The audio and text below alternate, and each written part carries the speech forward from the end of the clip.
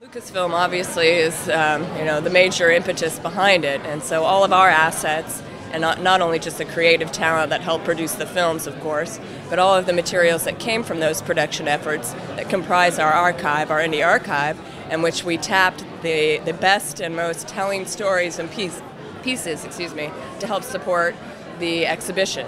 So the materials from the archive, the footage that we selected with the team, with the exhibit team, and all of the other assets to help tell the best and create the best visitor experience are coming from Lucasfilm.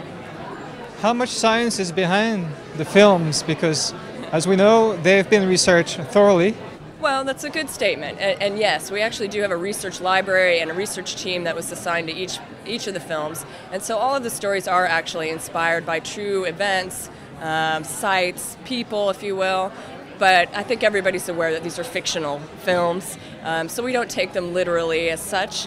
But the exhibit gives us a nice opportunity to harken back to those original stories and the inspirations of them to show the actual archaeological stories and inspiration that manifested in the films. Well, for me personally, I've been doing exhibits for some 20 years, and this one in particular, I love the mix, that you've got something that has this wildly popular subject matter and iconic hero that people readily identify with.